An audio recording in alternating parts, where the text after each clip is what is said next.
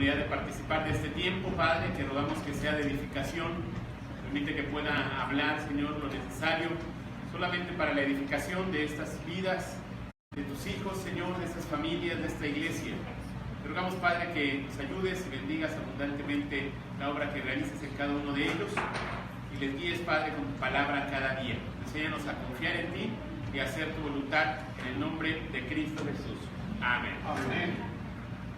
Había un joven que vivía desordenadamente, era de unos 20 años, y entonces se la pasaba en fiestas, en borracheras, se la pasaba viviendo sin ningún orden en su vida. Y entonces de repente cambió por completo, y entonces formó su familia, se casó, tuvo varios hijos, y cuando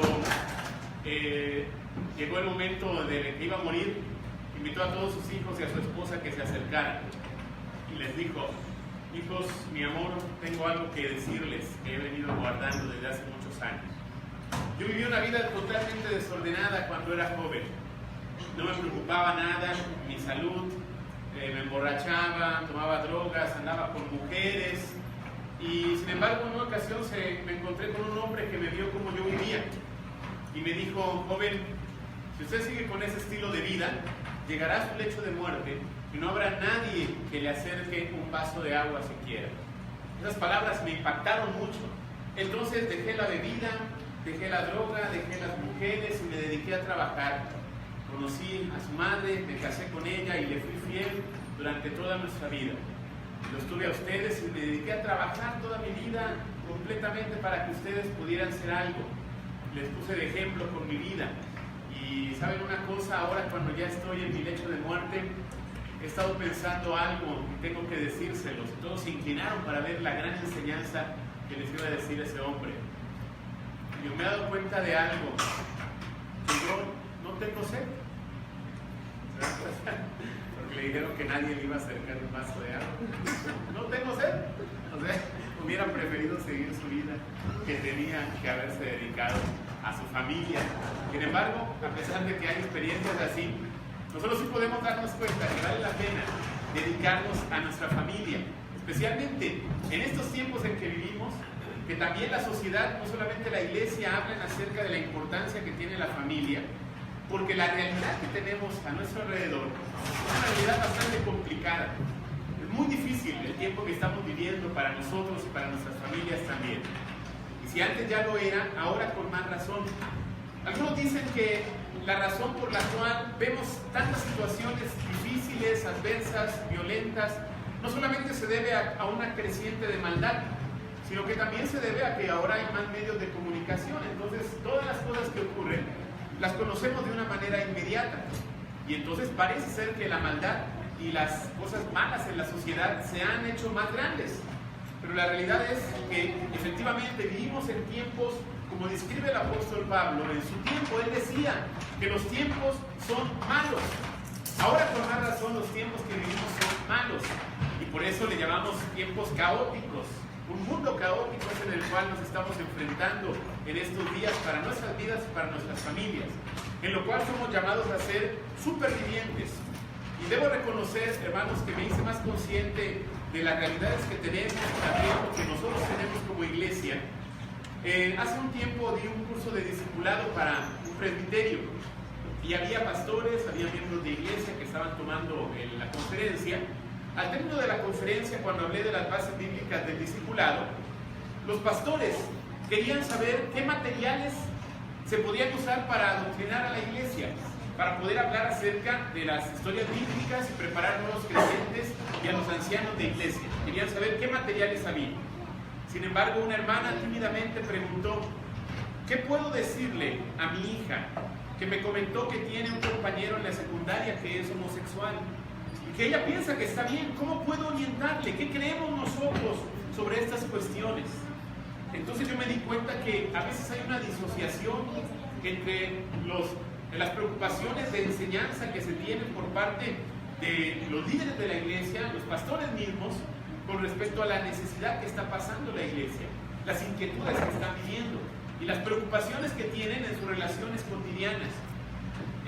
Yo he enseñado allí en el seminario desde hace varios años y me especializo en los temas bíblicos, especialmente el idioma del Nuevo Testamento, griego, exégesis y todo lo que tiene que ver con el trasfondo cultural de la Biblia. Y quiero decirles que ahí me sentía muy bien enseñando todas estas cuestiones del pasado. Sin embargo, cuando he dado discursos que hablan acerca de cómo aplicar la Biblia a los tiempos actuales, debo confesarles que me siento bastante perplejo por todas las realidades tan complicadas que estamos viviendo y que a veces nosotros no tenemos una respuesta bíblica como deberíamos, y más aún en nuestra vida familiar y personal como creyentes. Tenemos que saber que la Biblia efectivamente nos habla de cuestiones, aunque no de todas y en detalle, porque las situaciones que tenemos actualmente difieren con las que se tenían en aquellos tiempos. Sin embargo, no quería dejar pasar la oportunidad para que pudiéramos recorrer algunas temáticas de la realidad que estamos viviendo como personas, creyentes y familias, para que podamos nosotros ver de qué manera podremos responder desde nuestra fe. Y considerando esta realidad complicada, primero lo que quisiera es recomendarles algunos libros que ustedes podrían encontrar, tal vez los pueden descargar en internet o los pueden comprar en la librería. Este libro se llama La fe cristiana frente a los desafíos contemporáneos, de John Stott. Es un libro que da un panorama no solamente de estos temas, algunos de estos no los trata John Stott, pero trata muchos más de lo que vivimos como cristianos en estos tiempos difíciles. Y el otro se llama El cristiano en la aldea global, cómo responder desde la fe a los retos del mundo actual, de Antonio Cruz. Estos y otros materiales nos pueden dar herramientas para que no solo nos hagamos conscientes del tiempo caótico en el que estamos viviendo, sino que también nos orienten como hijos de Dios en las cosas que podemos y debemos hacer.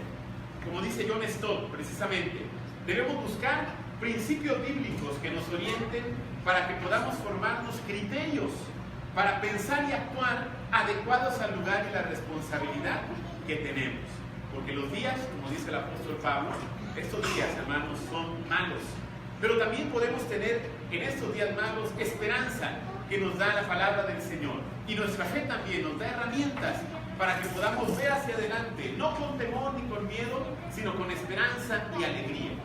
Se han celebrado en los días pasados los 500 años de la Reforma Protestante y hemos recordado una escena importante de nuestra historia de la cual somos herederos. Y precisamente algo que tuvo que ver es la recuperación de la verdadera fe.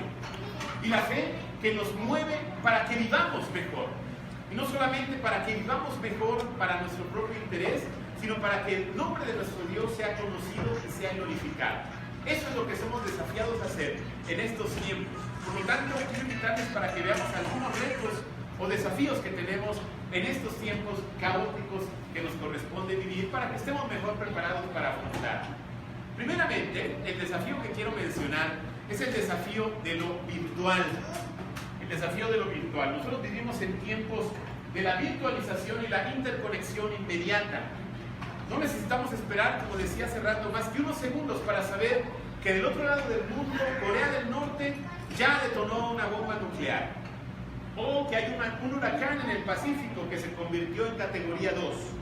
O que una persona que estaba desaparecida finalmente apareció lamentablemente muerta. O que hubo un nuevo atentado terrorista en Manhattan. O, como recientemente nos pasó también, que hubo grandes afectaciones en el terremoto, en cualquier lugar del mundo. El Internet es lo que nos da la oportunidad de tener acceso a cualquier información inmediatamente. Y las redes sociales digitales nos han acercado al mundo también. Hemos estado más conectados para bien y para mal. Para bien, ¿por qué? Porque esos medios nos han conectado con personas que están lejos, ¿no es verdad? Aunque no tenemos nosotros contacto con ellos físicamente, podemos estar conectados virtualmente a través de las redes sociales y los medios de comunicación. Mis papás el día de hoy acaban de cumplir 45 años de matrimonio y recuerdo que hace un poco tiempo mi mamá no utilizaba para nada el Facebook, pero en los últimos meses se ha vuelto prácticamente, no iba a decir adicta al Facebook, pero no es adicta tanto, pero le gusta mucho estar en Facebook porque puede enterarse de los que estamos en otros lugares, de lo que estamos haciendo y interactúa allí precisamente. Ha aprendido a utilizarlo eficazmente para mantenernos en comunicación. Precisamente cuando les hablé por teléfono hace un rato, cuando llegué al aeropuerto, les hablé por teléfono para ver cómo estaban, para felicitarles. Me dice, bueno, estamos acá en la playa, vinimos a celebrar aquí con tus hermanos, y inmediatamente me mandaron fotos para que viera la puesta del sol allá en pie de la cuesta en Acapulco. Entonces, eso es maravilloso, que podemos estar realmente conectados inmediatamente, y parece como si estuviera yo allá con ellos también. Cuando no podemos estar físicamente, podemos tener a alguien cerca. Y no solamente con las personas, sino también la información, los libros, los materiales, que no podríamos tener físicamente, ahora los podemos tener digitalmente. De manera que podemos ver con cuestiones importantes para bien la tecnología. Es muy útil para nosotros. Estamos precisamente conectados ahora mismo con la tecnología para ayudarnos. Sin embargo, también para mal. Este acercamiento que podemos tener con los que se encuentran lejos nos separan de los que tenemos cerca. ¿No es verdad? ¿No les ha pasado eso? Que de repente todo el mundo tenemos nuestro teléfono o nuestra tableta y estamos jugando o hablando con alguien que no está allí, y en la reunión familiar cada uno se encuentra con su propio dispositivo conectado con cualquier otra persona. Por eso, cuando nosotros estamos tan conectados con la tecnología y utilizando estas redes sin darnos cuenta, estamos posiblemente alienándonos, separándonos de las personas que nos rodean.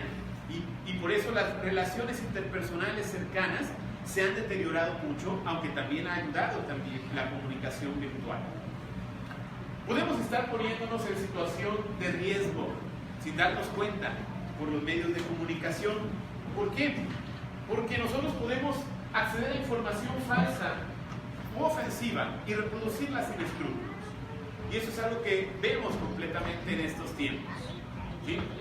Para testimonio, ustedes tal vez también como nosotros en su momento cuando vino el terremoto allá en la Ciudad de México, pues seguíamos de cerca qué iba a pasar cuando rescataran a la niña que estaba encerrada entre los escombros, ¿no es verdad? Y hasta estábamos ahí preocupados por ver lo que iba, el desenlace que iba a tener este rescate. Bueno, finalmente se descubrió que era algo completamente falso. Algunos dicen que incluso un distractor para otras cuestiones que se dieron ahí en ese momento. Por eso tenemos que estar advertidos que la información a la cual tenemos acceso, y lo que tiene que ver también con la información para nuestra fe, para el conocimiento bíblico, también encontraremos mucha información falsa u ofensiva, y debemos tener cuidado de no reproducirla sin escrúpulos. ¿Sí? Así que hay que tener discernimiento para poder acercarnos a la información.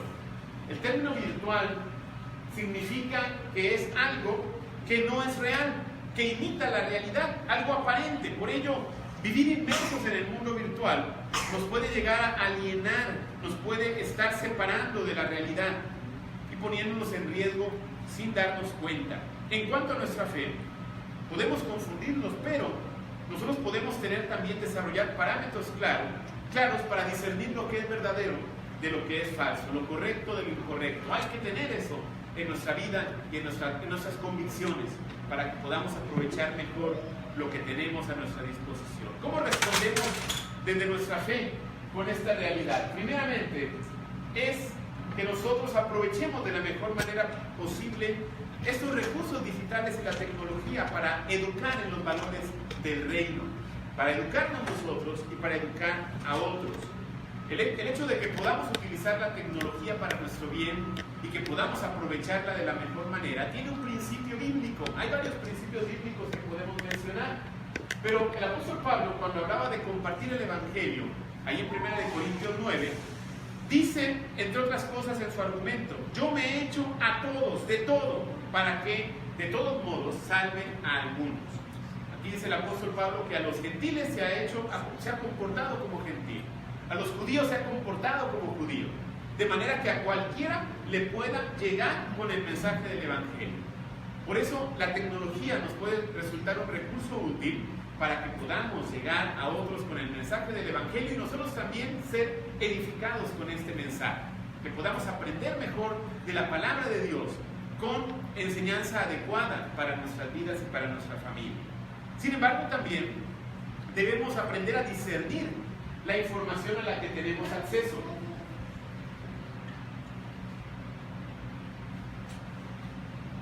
Para que nos edifique y para que edifique a otros. Y esto es muy válido también en nuestra experiencia y vida familiar. que nosotros podamos tener acceso y compartir con nuestros propios hijos la información adecuada. Dice el apóstol Pablo en Filipenses 4:8, concéntrense en todo lo que es verdadero, todo lo honorable, todo lo justo, todo lo puro, todo lo bello, todo lo admirable. Piensen en cosas excelentes y dignas de alabanza. La Nueva Traducción Viviente menciona esto. Y eso se aplica a todas las áreas de la vida y por supuesto también al área del aprovechamiento de los recursos digitales. Por lo tanto, hermanos, animémonos a poder aprovechar estos recursos que se tienen actualmente, de conectarnos con el mundo, de conectarnos con nuestra familia que está distante y amigos, pero utilicémoslos con responsabilidad, sepamos formarnos criterios para utilizar responsablemente también toda la información que se tiene disponible y especialmente estemos listos para poder cuidar de nuestra propia familia y de nuestros hijos pequeños en lo que acceden a información.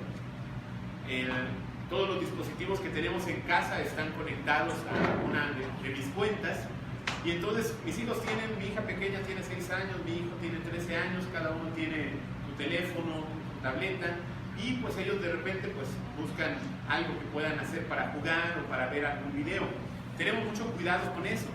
Sin embargo, hace un tiempo nos dimos cuenta que en la información que teníamos de los videos que estaban accediéndose, eran videos que no nos parecían correctos, adecuados para la edad de ellos. Y entonces investigamos cuál de ellos. Yo pensé que era mi hijo de 13 años, que está en su despertar de adolescencia. Que bueno, seguramente mi hijo está interesado en ver cosas que no haya visto. Pero resulta que encontramos que no era mi hijo de 13 años, era mi hija de 6 años la que estaba accediendo a esos contenidos. Nos inquietamos un poco, pero hablamos con ella y le orientamos, le señalamos que no era correcto que ella estuviera viendo algunas cuestiones no propias para su edad, ni adecuadas, y bueno, consideramos que fue oportuna la intervención que tuvimos, pero si no tuviéramos acceso a eso, hubiera pasado desapercibido por nosotros, hermanos. Y es que la realidad es que si tenemos tanta libertad con nuestros hijos para eso, debemos tener también una supervisión más cercana, más adecuada con ellos. Así que hermanos que tienen hijos pequeños, también atiéndanlos de esta manera, vean lo que están ellos accediendo, estén con ellos también, para que puedan orientarles si es necesario oportunamente. Y muy relacionado con esto, el otro desafío que voy a mencionar, además del desafío de lo virtual, le llamaré el desafío del amarillismo informativo. Precisamente tenemos tanta información que nos llega a cubetadas, a borbollones. Hay buena información entre ella, pero también hay información falsa, falseada o tendenciosa sobre cualquier tema, incluso sobre las cuestiones que tienen que ver con nuestra fe. Por ejemplo, no hace mucho circuló este mensaje en WhatsApp, tal vez ustedes también lo hayan recibido. Dice, por favor, es importantísimo, lean y publiquen lo siguiente. Dice esta persona, estoy segura que ustedes conocen la nueva versión internacional. Fue publicada por Sondervan, pero ahora también ahora le pertenece a HarperCollins, que también publica la Biblia satánica y el gozo del sexo gay. La nueva versión internacional, la Nueva Traducción Viviente y la English Standard Version han removido 64.575 palabras, incluyendo Jehová, Calvario, Espíritu Santo y Omnipotente, entre otras. También, dice esta información, quitaron 45 versículos completos. Esto no solo está ocurriendo en las aplicaciones de Biblia y en Internet, sino que ahora las van a empezar a imprimir de esta manera. Traten de buscar estos versículos en Internet, en la nueva versión internacional y en las otras versiones y verán que no aparecen más. Y ahí trae una lista de versículos que se menciona que no aparecen en estas Biblias. Y sigue diciendo, todos estos versículos hablan de la deidad de Yeshua o de cosas claves para el cristianismo. Uno de los versículos que fue quitados justamente, eso lo copié directamente, así que no me responsabilizo de errores ortográficos. Justamente dice que esta clase de demonios solo salen con ayuno y oración. Estamos en los últimos tiempos, no debemos ignorar sus maquinaciones. El ladrón no viene sino para hurtar, matar y destruir. Yo he venido para que tengan vida, para que la tengan en abundancia. San Juan 10:10. Pasen este mensaje a todos y enseñen desde el púlpito para que no usen esas versiones. Gracias. Nuestro Señor dijo, Mateo 4:4, que nadie los engañe, no las compre. Perdón por hacer esta cita tan extensa, pero creí necesario para mostrar un ejemplo de cosas que de repente circulan y de repente nosotros también enviamos a nuestros contactos. Yo recibí este mensaje de mi papá, que es anciano de iglesia, allá en Acapulco. Y entonces, antes de cualquier cosa le escribí, le respondí, le dije, papá, ese mensaje tiene cosas equivocadas, es un mensaje tendencioso, no lo reenvíes.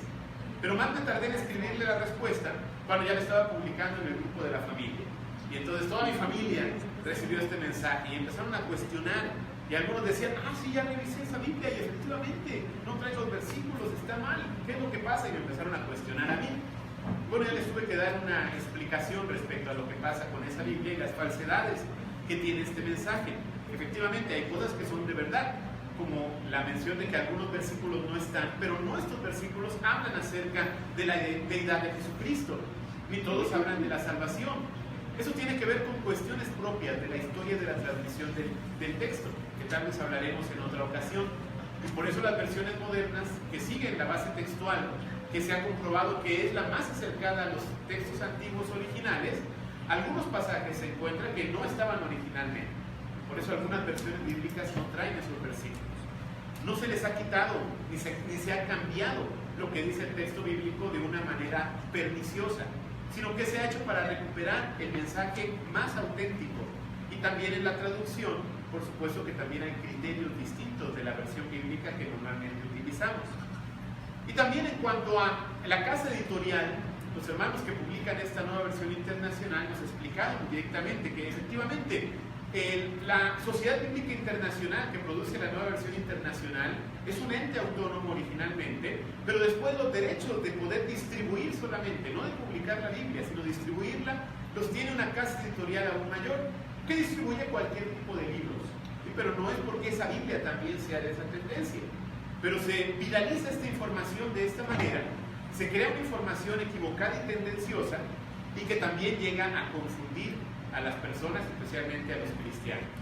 En mi opinión también, este tipo de mensajes lo que hacen es detener la promoción de que se lea la Escritura.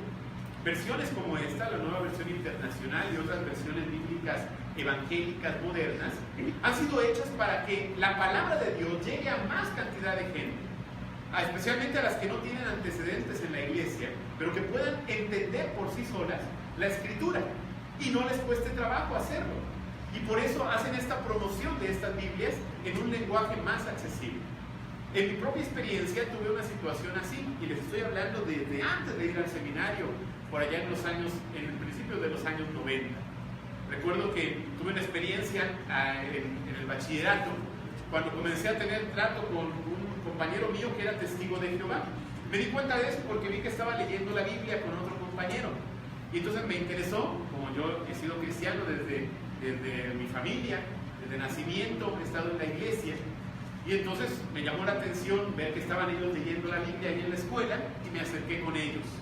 Quiero decirles que aunque tenía esa experiencia cristiana y mis amigos sabían que yo era cristiano, no era muy afecto a compartir del Evangelio, por supuesto, como es normal, ¿no?, en la juventud. Pero yo me interesó ver de qué estaban hablando y poder ayudarles o orientarles también. Y resulta que vi que era testigo de Jehová mi compañero. Y entonces empecé a hablar con él y dije, ahorita lo voy a convencer de la verdadera fe. ¿Cuál sería mi sorpresa, hermanos? Que por poco me convierte. En esos momentos me di cuenta que por poco me convencía, porque yo cuando vi los argumentos que tenía con la Biblia en mano, me di cuenta que yo no tenía los argumentos necesarios para rebatirle. Y entonces me propuse, antes de que me confundiera más, a ponerme a estudiar. Y me puse a leer la Biblia, ahora sí. Me puse a leer la Biblia. Pero me daba cuenta cuando empecé a leer la Biblia, que en la versión que usualmente leemos, y especialmente si leía de noche, me daba mucho sueño. Entonces leía la Biblia y no podía comprender algunas porciones, me costaba mucho trabajo entenderla y me daba mucho sueño. A veces le digo en broma a los hermanos cuando padecen de insomnio que se pongan a leer la Biblia, porque a veces ayuda, especialmente si es una versión antigua, les puede ayudar para que les dé algo de sueño. A mí me pasó en mi experiencia personal. Y afortunadamente mis papás allí en casa tenían una Biblia que es la nueva, la Biblia al día se llama. Es una versión en lenguaje completamente sencillo. Y entonces empecé a hojear esa Biblia y a leerla y me di cuenta que podía entenderlo bien. Me entusiasmó para poder leer la Biblia en un lenguaje más accesible para mí en esos momentos. Y creo que Dios dispuso eso para que yo pudiera fortalecer con esa herramienta mi propia fe y mis convicciones. Y entonces por eso considero que la escritura, hecha en un lenguaje sencillo también, puede ayudar para algunos creyentes incluso, para que puedan comprender mejor la Biblia. Lamentablemente informaciones como esta de repente crean confusión y dudas y hacen que ese tipo de Biblias no se promuevan o se les genere un prejuicio para poderlas utilizar provechosamente.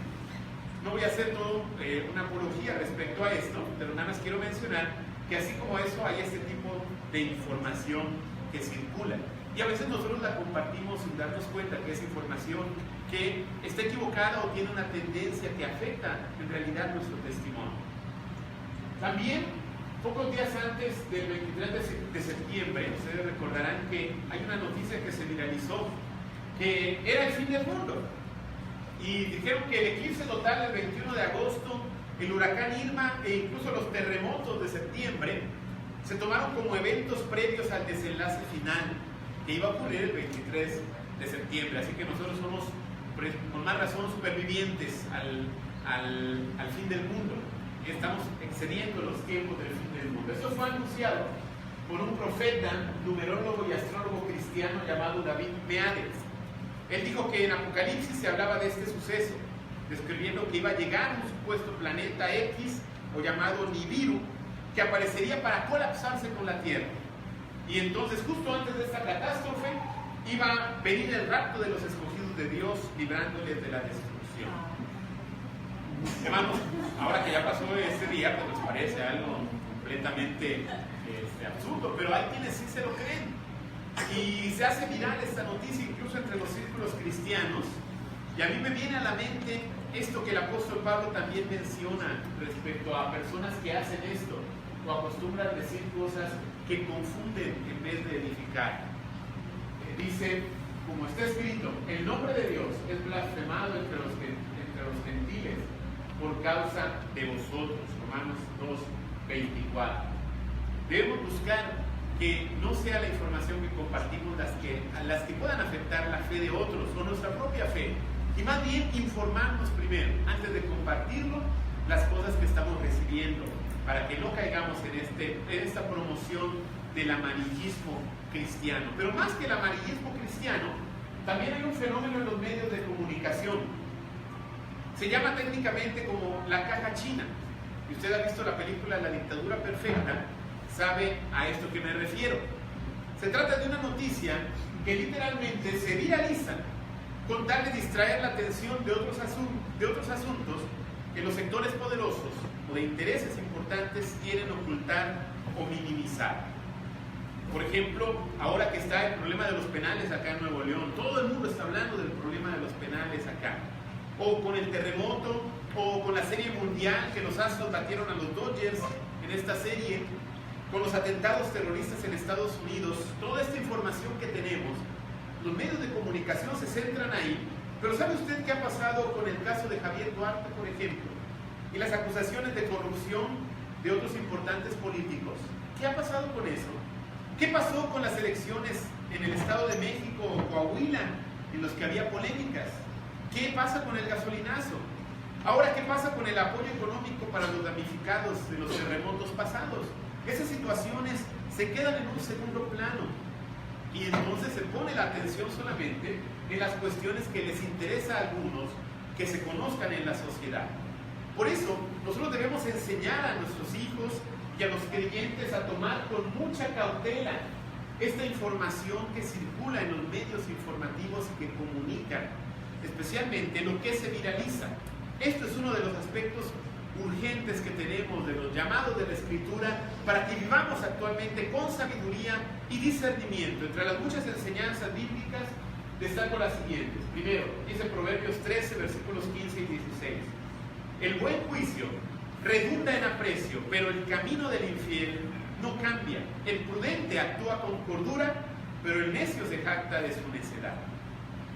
Recordemos que estamos en medio de un mundo que no sigue los parámetros de Dios, de la enseñanza de la palabra de Dios, y entonces sigue sus propios intereses, y los que somos o decimos ser hijos de Dios, tenemos que estar dispuestos a marcar un cambio de rumbo para nuestras propias actitudes y el manejo de la información también. También nos enseña Proverbios 27, versículos 11 y 12. Léanlo, por favor, juntamente conmigo. ¿Qué dice? Hijo mío, sé sabio lo que alegra mi corazón, así podré responder a los que me desprecian. El prudente ve el peligro y lo evita.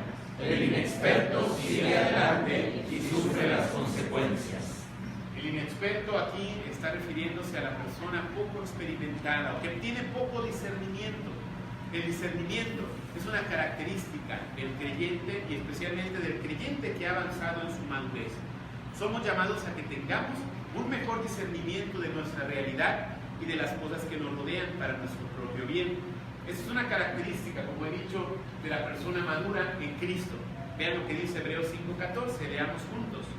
El alimento sólido es para los que han alcanzado la madurez, para los que puedan discernir entre el bien y el mal y han ejercitado su capacidad de tomar decisiones. Hebreos 5:14. Amados hermanos, somos llamados a que nosotros podamos discernir toda la información que nos venga a la mano y podamos aprovecharla de una mejor manera cada vez. Estos dos desafíos tienen que ver con las cuestiones de la información y del mundo virtual. El siguiente desafío que voy a mencionar es un desafío que tiene que ver también, por supuesto, con estas cuestiones, pero mayormente con lo que está pasando en muchas de las familias a nuestro alrededor. Este desafío que se tiene en medio de nosotros, en nuestra sociedad y en el mundo, es el desafío del maltrato infantil. La Organización Mundial de la Salud asegura que en el mundo existen 275 millones de niños que son maltratados con golpes, insultos, humillaciones y abandono. Y además de esto, una cantidad significativa de niños son obligados a trabajar, a prostituirse o a realizar prácticas pornográficas. Otros son víctimas del tráfico humano. Esta es una realidad, hermanos, apremiante, que la niñez está siendo lastimada.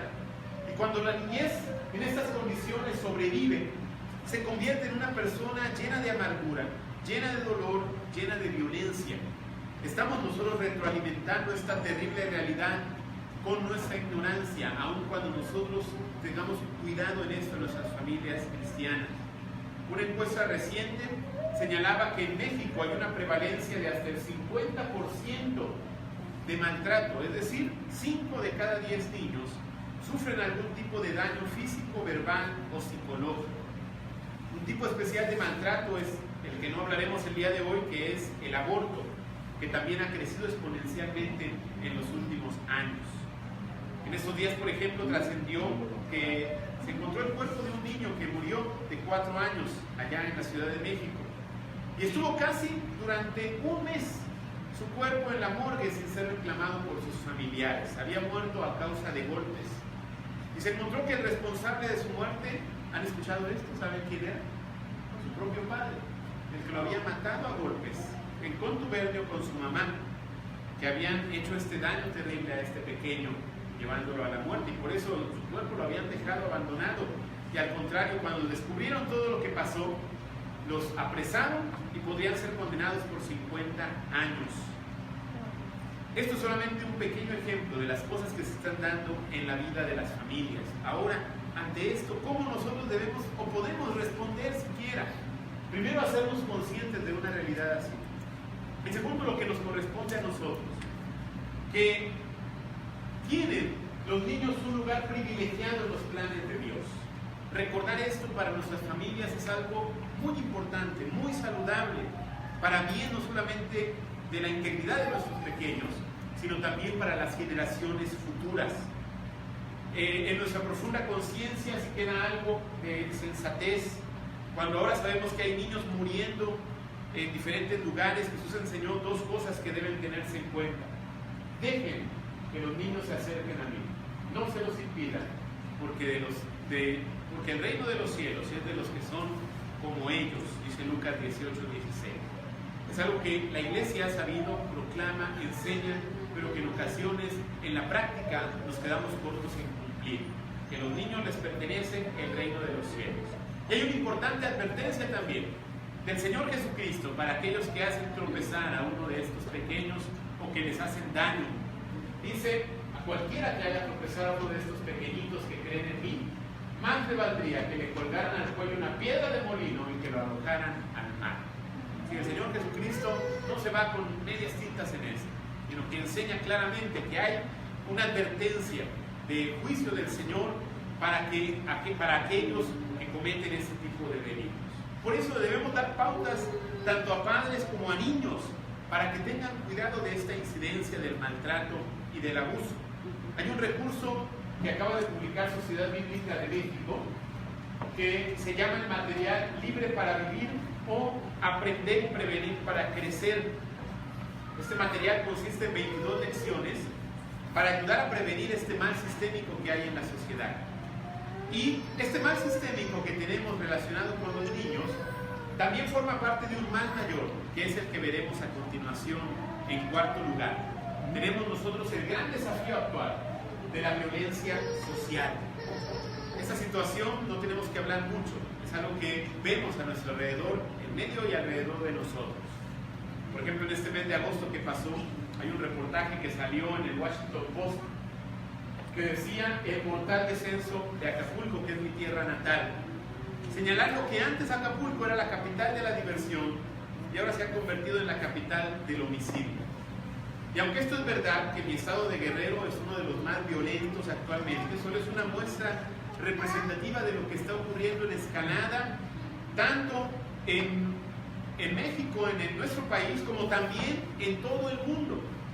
Estamos siendo rodeados por todas partes de una violencia sin precedentes, que ni aún respeta a los más débiles en la sociedad, como ancianos o niños, como ya lo mencionamos.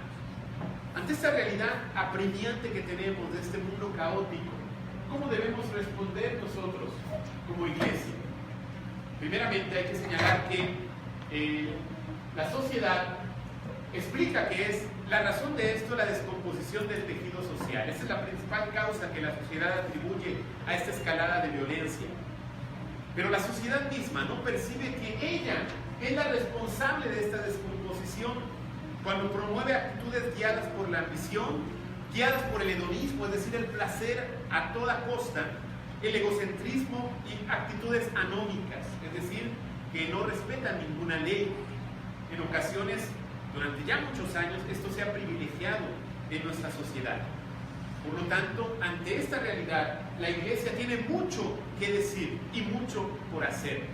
Primeramente, recordar lo que enseña la palabra de Dios acerca de la violencia.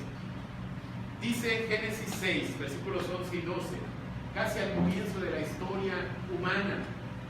Dice, y se corrompió la tierra delante de Dios, y estaba la tierra llena de violencia. Y miró Dios la tierra, y he aquí que estaba corrompida, porque toda carne había corrompido su camino sobre la tierra. Es algo que se describe desde sus orígenes de la humanidad. Cuando entra la maldad, entra el pecado en la sociedad, en la humanidad y en el mundo, entonces comienza a haber una dinámica imparable de maldad y de violencia. Dios mismo lo reconoce aquí, y esto es previo a que venga el diluvio. Y entonces es una manera que Dios inicialmente dispuso para poder mostrar la evidencia de la maldad y poder revertirla. Sin embargo, después, como sabemos en la historia bíblica, la maldad habría de continuar porque estaba enraizada en el corazón humano. Mientras no se reconozca la realidad del pecado y la necesidad de conversión a Dios, de cualquier manera la maldad seguirá prevaleciendo. Sin embargo, en la Escritura también, una de las cosas que se cuestionan mucho de lo que la Biblia dice, por parte de sectores que no creen en Dios o no creen en la Escritura, dicen es que la Biblia está llena de violencia, ¿no es verdad? Está hablando puras cosas malas, puras cosas malas. Efectivamente, la Biblia en una gran parte de su historia que narra, menciona relaciones difíciles interpersonales, entre padres e hijos, hermanos, entre esposos y familias, entre naciones. Se menciona continuamente una realidad que abruma en ocasiones cuando la leemos. Sin embargo, en medio de ese mensaje de toda la violencia que se da en la historia, también se muestra el mecanismo que Dios ha dispuesto, la manera que Dios ha dispuesto para rescatar a la humanidad de esta maldad. Y es precisamente el camino del Evangelio, el camino de Jesucristo, el que da la oportunidad de pasar adelante de eso. Por lo tanto, tenemos la responsabilidad también de ayudar a reconstituir las conciencias individuales y amonestar a la conciencia de la sociedad con los parámetros del Evangelio para que puedan hacerse eficaces en nuestros tiempos de adversidad. Estoy convencido que la Iglesia es un instrumento para transformar con el Evangelio las conciencias individuales, pero también la conciencia de la sociedad. Esa es una de las responsabilidades que tenemos. Debemos velar porque nosotros como miembros de la Iglesia, nosotros como miembros y ciudadanos en donde vivimos, podamos incidir en los ámbitos que nos correspondan, pero también cuando sea necesario hacer valer nuestra voz públicamente cuando vemos que la sociedad y aún el gobierno están promoviendo una autodestrucción sin que se estén dando cuenta. Nuestra Iglesia Presbiteriana tiene uno de sus principios establecidos que dice en nuestro libro de gobierno: como Iglesia Nacional Presbiteriana de México, no guardaremos silencio ante regímenes que expresen pecado, injusticia, explotación, represión, segregación, abuso de autoridad y corrupción, que la palabra de Dios reprueba categóricamente. Esto lo tenemos nosotros como una instrucción también. Esto es lo que nos corresponde hacer. Pero ¿cómo lo podemos hacer? Con la enseñanza del Evangelio y ayudando eficazmente a la reconstrucción del tejido social. La sociedad dice que ese es el problema, pero no se da cuenta que ella misma está promoviendo la destrucción del tejido social. Nosotros creemos que lo podemos hacer sanando a las familias y sanando las relaciones interpersonales solamente por medio de la obra de Jesucristo, de su gracia, reconociendo que necesitamos de la gracia de Dios. Estos tiempos que vivimos han hecho evidente que se necesita de conocer del amor de Dios, de su gracia, para poder revertir las situaciones que se han venido dando. Una lectura que recomiendo sobre este tema es el Ministerio de Pacificadores, el libro de Ken Sande. Pacificadores se llama Guía Bíblica para la Resolución de Conflictos Personales. Cuando aprendemos de lo que representa realmente la gracia de Dios en medio de nosotros, la orientación de Dios para nuestras vidas, nos instruye también para que podamos aprender a sanar nuestras relaciones.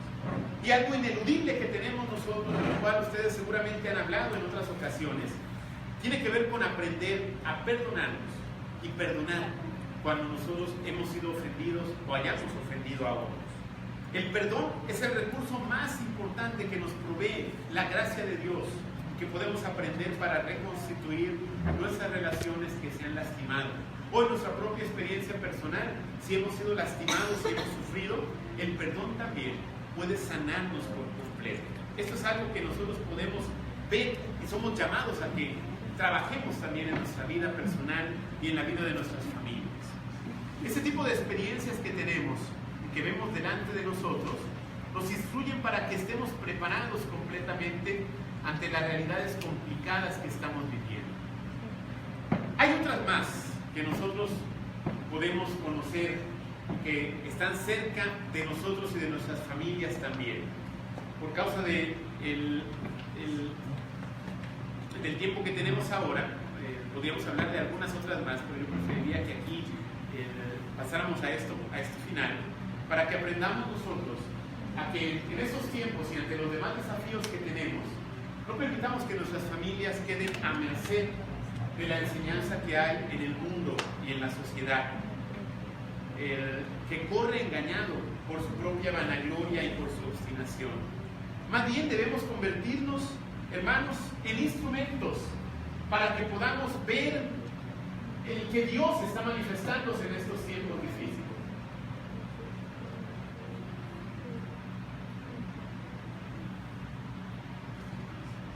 Constituyámonos en instrumentos de Dios para que enseñemos y orientemos la vida en relación a la gracia del Evangelio transformador de Jesucristo.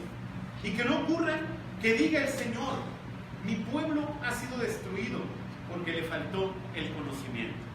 ¿Sí? Esto es algo que debemos tener presentes. Esto que tenemos alrededor de nosotros, esto que vivimos cotidianamente y esto que a veces dejamos pasar, no permitamos que se deje pasar en medio de nosotros, amados hermanos. Y pidamos que el Señor cumpla más bien en nosotros su palabra, la palabra que nos orienta y nos dirige, para que, así como las aguas llenan el mar, la tierra sea llena del conocimiento de la gloria del Señor, y que podamos nosotros ser instruidos con ella, y que podamos ver que efectivamente la palabra del Señor nos puede instruir en diferentes situaciones, pero sobre todo que pongamos a Dios en el lugar correcto de nuestra vida y en el lugar correcto de nuestra familia. Esta será la clave para nosotros, que podamos permitir que el Señor sea el todo en todos, sea el objeto de nuestra gloria y adoración, que no permitamos que ninguna otra cosa ocupe el lugar que Dios debe tener en nuestro corazón, en nuestras familias también. Reconozco, amados hermanos, que en mi propia experiencia familiar y en el ministerio al cual nos dedicamos, en ocasiones también nos da trabajo guiar a nuestra familia. Pero agradezco al Señor porque mis hijos nos recuerdan nuestras responsabilidades. Nosotros tratamos de tener un tiempo devocional antes de dormir. Y en ocasiones, por las prisas, porque llego tarde, no hay oportunidad de tenerlo. Cuando voy a despedirme de mi hija, me dice: papá, no hicimos el devocional el día de hoy. Y a través de eso el Señor me amonesta, me recuerda que es algo que no debemos dejar pasar, instruir a nuestros propios hijos en el conocimiento de la palabra de Dios.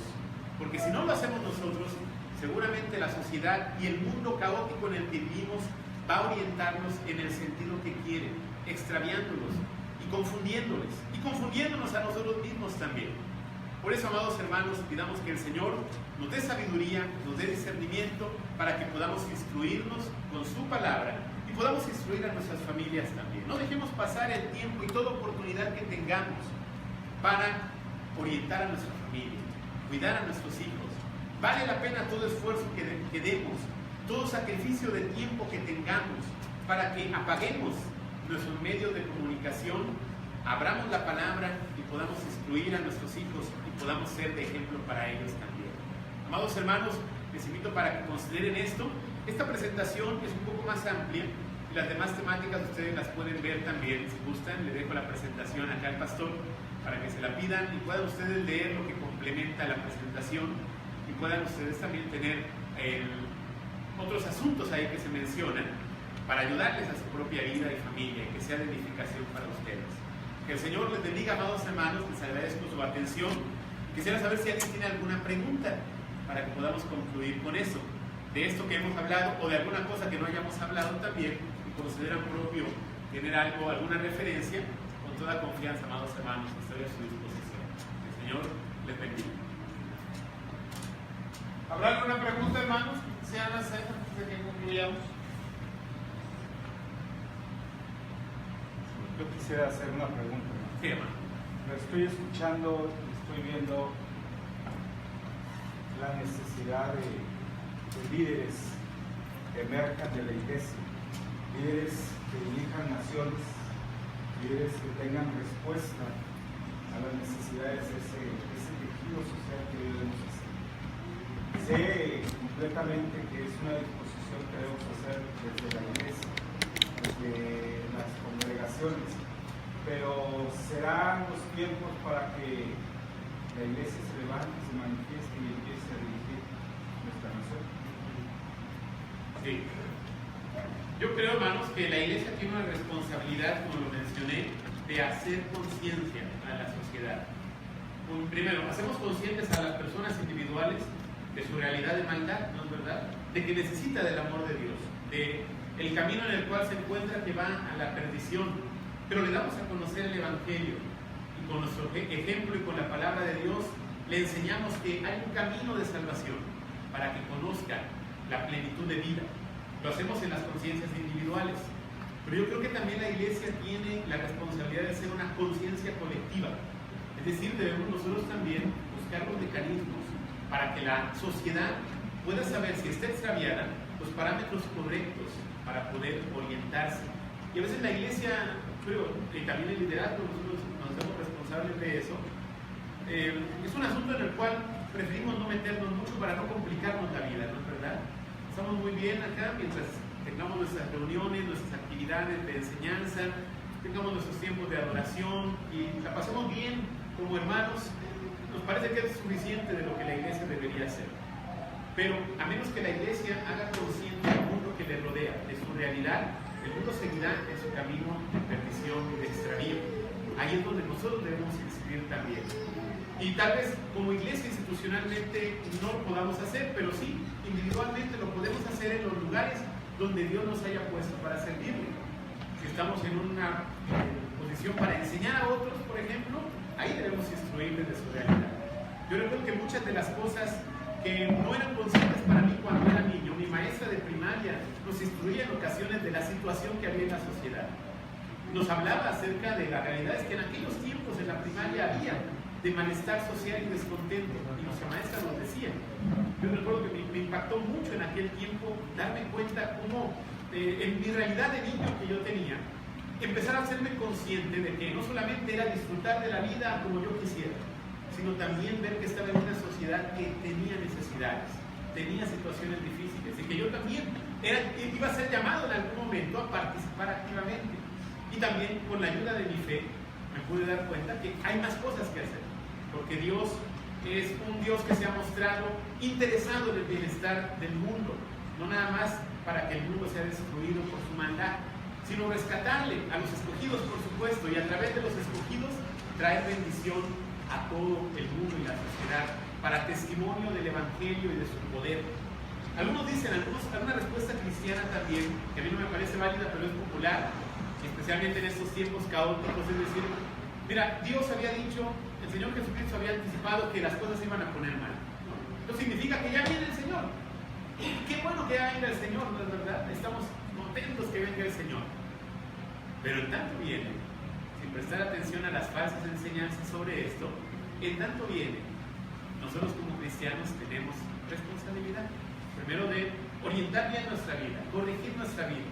La situación de adversidad que tenemos a nuestro alrededor no debe ser tan abrumadora como para vencer la gracia del Señor en nosotros, ¿sí? Sino que el más poderoso, el Señor en nosotros, para cambiar nuestras vidas y actitudes a lo que nos rodea. Y además impulsarnos para que también vayamos a mostrar a este mundo que está caído, que es caótico y confuso, vayamos a mostrarle el verdadero camino de salvación, que solamente se puede conocer por Jesucristo. Cuando Él dijo, yo soy el camino, la verdad y la vida. Y eso es lo que el mundo necesita conocer. El camino, necesita conocer la verdad, necesita conocer la vida. Por lo tanto, necesita del Señor Jesucristo.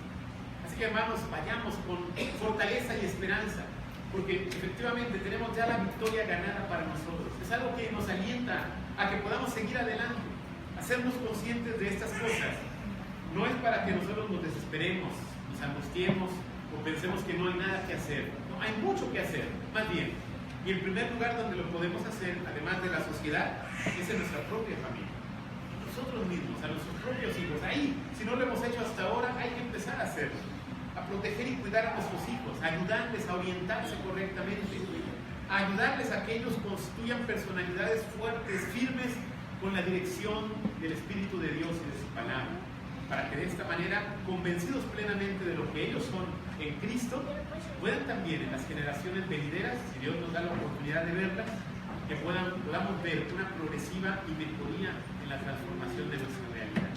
Así que, amados hermanos, les animo para que nos dediquemos a hacerlo, nos empeñemos en hacerlo, no escatimemos ningún esfuerzo en hacerlo, porque las cosas que vienen pueden ser mejores para nuestras familias y para nuestra iglesia si nosotros cumplimos con lo que el Señor nos llama a hacer en estos tiempos. Adelante. Una pregunta. El tiempo, el uso de la Biblia, pues de una manera era de testimonio. En algunos lugares o sectores peligrosos de Monterrey, vimos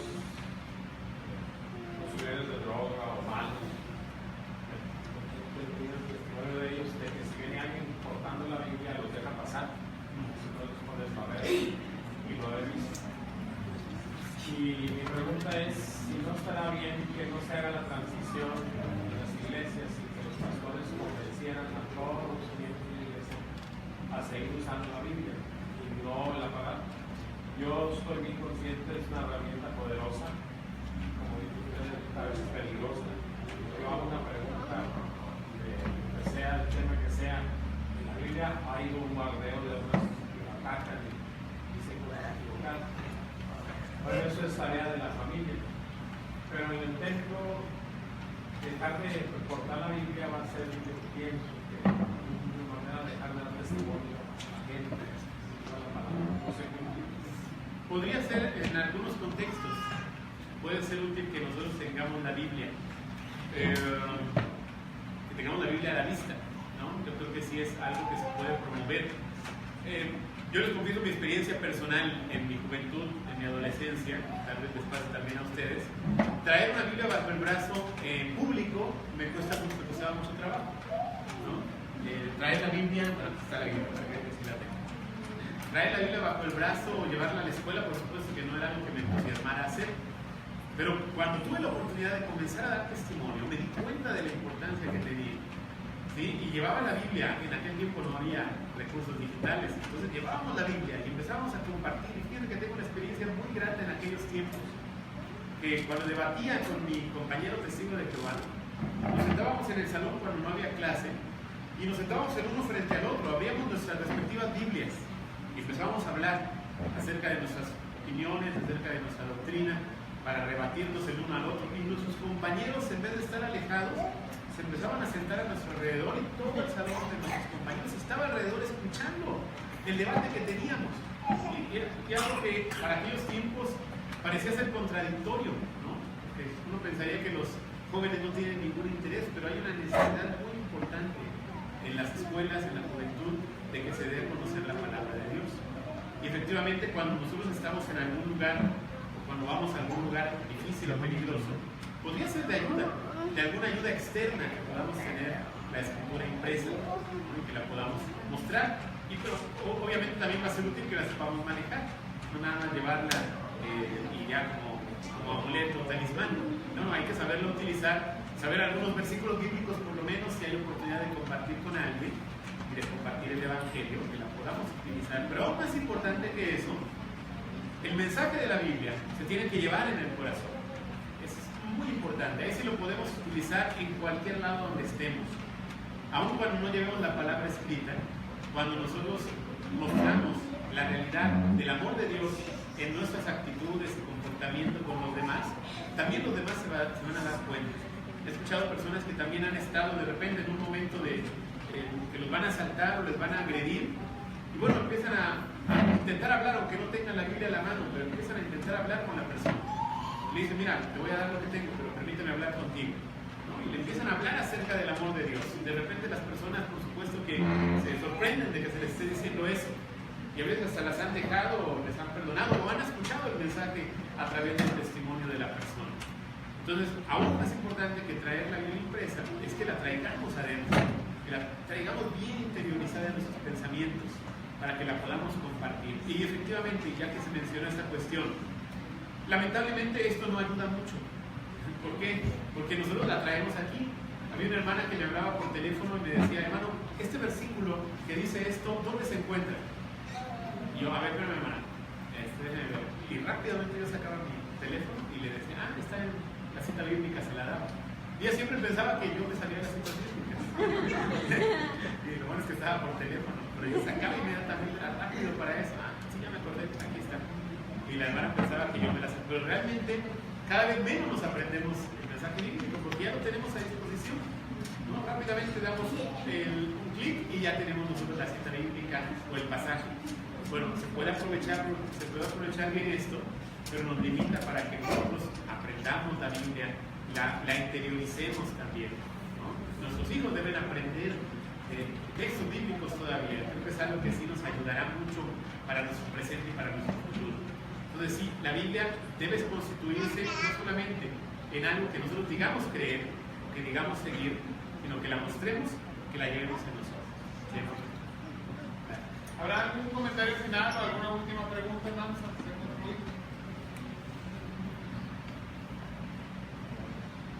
Bueno, hermanos, vamos a terminar, decía al empezar esta serie de conferencias. Yo creo que este es un muy buen cierre. Hemos hablado de alguna manera sintetizando algunos de los temas que se han estado llevando y espero que se acuerden de los diferentes temas que han estado compartiendo los hermanos que fuimos invitando en el transcurso de estos meses que tuvimos estas reuniones. Yo creo que el desafío queda ahí, no solamente en la construcción de nuestras familias, sino en el impacto social que como familias cristianas debemos tener. Y que ese es un enorme desafío ante este mundo caótico en el cual vivimos, estamos inmersos, pero que la misma palabra nos dice que si bien no nos podemos apartar del mundo, no pertenecemos a él, pero somos llamados para impactarlo con la palabra del Evangelio de gracia de nuestro Señor Jesucristo.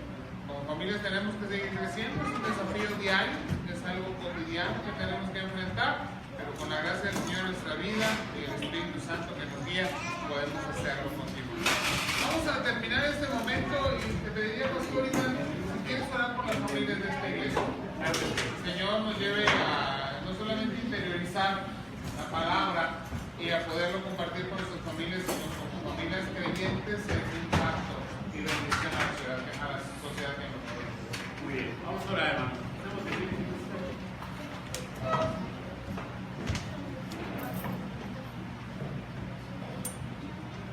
Amado Señor y Padre, delante de ti estamos en esta noche, sabiendo que tu Espíritu nos ha movido, Señor, a hacernos conscientes de la realidad en la cual vivimos en estos tiempos adversos. Ahora podemos ver que el apóstol Pablo consideraba que sus días eran malos. Nosotros podemos ver también que nuestros días no son mejores. Se ha puesto en evidencia, Señor, que el avance científico, tecnológico, aunque ha traído muchos beneficios a la humanidad, también ha traído daños que no se han resuelto, Señor, por esas soluciones humanas, porque no se ha vuelto su mirada hacia ti. No ha vuelto la humanidad, Señor, su mirada hacia ti, al contrario, han rechazado tu palabra, han seguido la obstinación de sus pensamientos y pretendido tener libertad irrestricta para sus decisiones, Señor. Señor, reconocemos que también nosotros en ocasiones nos confundimos, pensando que podemos estar separados de lo que creemos y hacemos en tu palabra, de lo que somos cada día y de lo que vivimos en nuestra sociedad. Pero Señor, ahora que hemos visto que no solamente estamos relacionados con esta sociedad adversa, sino que también tenemos responsabilidad como instrumentos de tu gracia para poder transformar esta realidad, te rogamos que nos ayudes, Señor, nos alientes, nos alimentes, que estas familias aquí presentes, Señor, puedan saber que hay esperanza, Señor, en ti, que las cosas que parecen dañadas alrededor, Padre, tú tienes preparado un camino mejor cuando tu reino se manifieste plenamente. Pero ahora tu reino ya está en medio de nosotros. Tu reino, Señor, está en esas familias. Tu reino donde tú eres el rey, tú eres el que gobierna nuestra vida. Nos das dirección y nos sometemos a la voz de tu palabra y de tu ley. Esto, Señor, es algo que ya nos sana, que ya nos restaura. Nos permite ver con seguridad el presente y tener esperanza para el futuro. Padre, permite que esas familias que están aquí representadas, Señor, puedan ser reorientadas conforme a la palabra tuya, que puedan ser sanadas, Padre, con el bálsamo de tu gracia, viniendo a ellos, Señor, a restaurarles por completo. Seguramente hay familias aquí que han tenido dificultades económicas, han tenido, Señor, problemas por causa de la violencia, de la delincuencia. Hay familias aquí que están enfrentando conflictos interpersonales, decisiones difíciles, Señor, por causa de la maldad que rodea, Señor. Te ruego en el nombre de Cristo que tu Espíritu venga a estas familias para traerles primeramente la paz que ellos necesitan. La seguridad, Señor, que tú tienes el control de todo, que lo puedan recordar, Señor. Y que todas las cosas, tú tienes un propósito perfecto para ellos. Padre, que ellos aprendan a ver las situaciones que viven, incluso las adversas, como la oportunidad que tú les das, Señor, para que ellos confíen en ti, para que ellos se entreguen en tus manos, para que ellos cambien sus actitudes también si es necesario, para que ellos, Señor, puedan reorientar su camino conforme a la dirección que da tu palabra. Te ruego, Padre, que les ayudes, les sostengas y les levantes, Señor. Que ellos puedan convertirse en instrumentos provechosos, Señor, para proclamar la luz de tu palabra, la luz de tu verdad, que este mundo en la oscuridad lo necesita tanto, Señor. Nosotros lo necesitamos también. Permite que tu pueblo, Señor, se restablezca con tu Espíritu Santo, Señor. Que nos fortalezca, nos una, Padre. Restaure nuestras relaciones que tenemos, nos sanes y también nos permitas corregir nuestro camino. Que tomemos decisiones conforme a tu palabra y tu voluntad. Que actuemos, Señor, conforme a lo que tú quieres para nosotros. Que tú, Señor, ayudes a los que se encuentran en dificultad económica, de relaciones interpersonales, situaciones alrededor de ellos con la violencia y la maldad o la corrupción. Padre, te rogamos en el nombre de Cristo que tú pongas bajo tu autoridad todas estas circunstancias y enseñes, Padre, a confiar y depender de ti, a ser sanados, Padre, para poder sanar a otros, a que mostremos la luz de tu verdad en estos tiempos caóticos que vivimos. Señor, pero en ti sabemos que todo tiene un plan y un propósito y estamos aferrados y confiados en eso. Te agradecemos, Padre, porque estas familias aquí presentes sin duda les harás instrumentos de bendición en todo lo que hagan. Que reciban tu bendición, pero también ser instrumentos para bendecir a muchos más con su ejemplo, su testimonio, su palabra, y que ellos puedan, Señor, bendecir a esta iglesia también grandemente. Bendice, Señor, tu obra que realizas aquí y guíales, Padre, para que sean perfeccionados en todo, para gloria de tu nombre y conocimiento tuyo. En el nombre de Cristo Jesús oramos. Amén. Amén. Bueno, hermanos, pues